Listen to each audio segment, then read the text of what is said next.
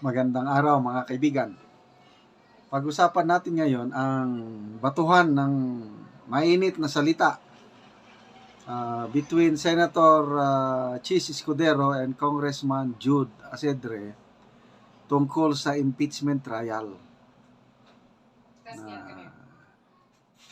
Nadidelay na daw, sobrang delayed. Okay, itong article o balita ng politico.com.ph. Title, na back to you. Chis Escudero slams Asedre. House, not Senate, is told Sara Duterte impeachment case. Okay. So, Senate President Francis Escudero lashed back at House Assistant Majority Leader and Tingog Party List Representative Jude Asedre for claiming that the Senate leadership is delaying the impeachment trial of Vice President Sara Duterte. Si Senator Escudero, nagre-react lang siya sa remarks nitong Congressman Asedre na ang makikinabang daw sa pagka-delay ng impeachment trial ay walang iba kundi si Vice President Sara Duterte herself. Paliwanag ni Asedre na ipinalabas niya yung kanyang pagkadismaya sa schedule ng Senado, yung calendar of activities nila, na ngayon pang July 30 magsisimula ang trial instead na kaagad-agad. Yun, dismayado itong Congressman Jude Asedre. So ito, ang kanyang patotsada kay Escudero. Kung gusto, may paraan. Kung ayaw, maraming dahilan. Mag-init ang tenga mo niyan. Kaya, sabi naman ni Senator Escudero, it was the House which inupuan nila yung complaint for halos 2 months. Okay?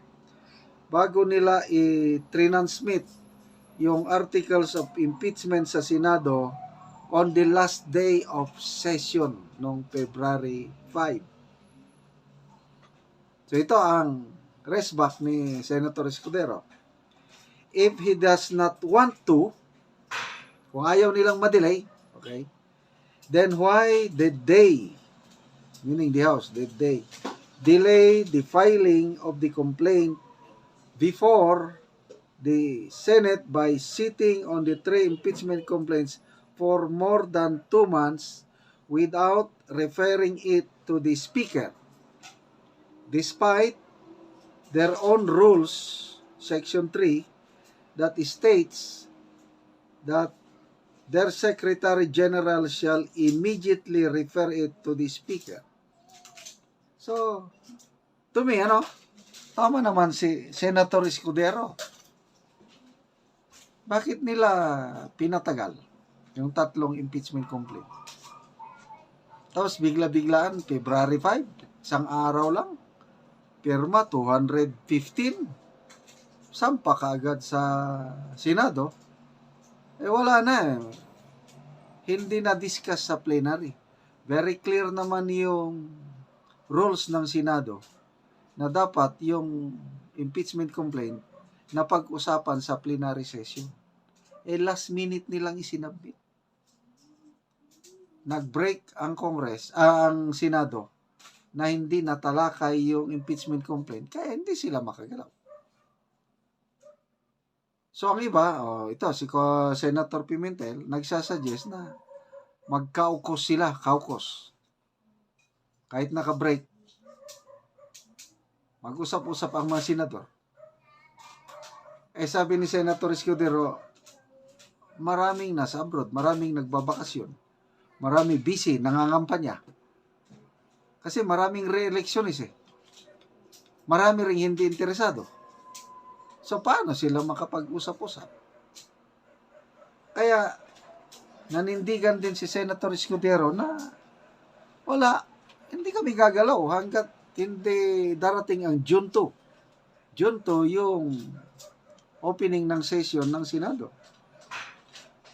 Sabi ni Escudero, sabi ng Senate President, he will not give in to pressure from those for or against the impeachment, and that the Senate will follow its rules and regulations on impeachment. So mayroong nag-apura, mayroon ding hindi. Okay, ito naman. Grupo ni BP Sara plus yung grupo ni Atty. Israelito Torion nagsampa na ng petisyon sa Korte Suprema para ipatigil. Kasi hindi nasunod yung proseso. Umaksyon na ang Korte Suprema. Pinapasubmit na ang Kongreso ng comments nila for, I think 10 days. Malapit na mag 10 days eh. So, to me, dapat hintayin yung desisyon ng Korte Suprema. Tama-tama, 5 months from now. Kasi March pa lang ngayon, March, April, May, June, July. By July, baka may desisyon ng Korte Suprema sa petisyon. Pwede nang magtuloy o pwedeng hindi. Depende na, the ball is now on the hands of the Supreme Court. Kaya tama, wag mo nang gagalaw para sa akin.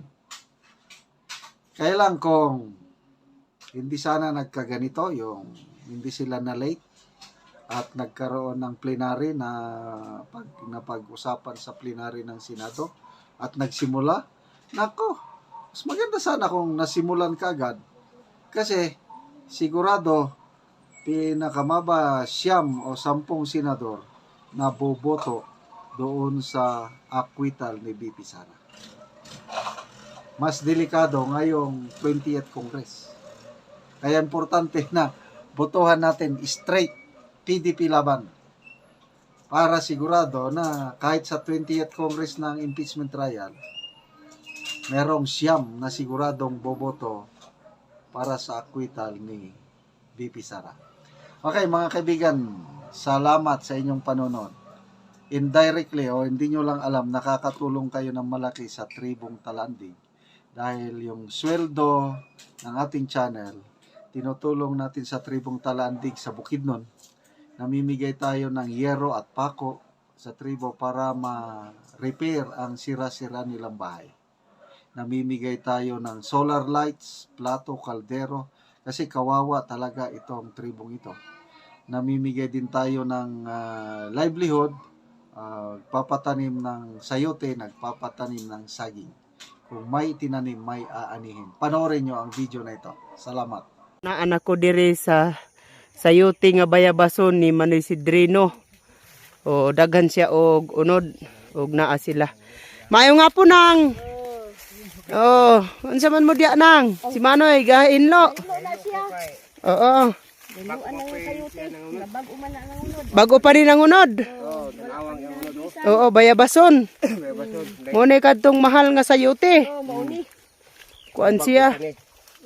Bago pa siya gitanom. Bago pa. Wala pa rin na-harvest iya ha. Oo, wala pa na harvest. Oo. Diya nga aya pag kuan. Oo, kanang na diya mo na kadtong bago gitanom.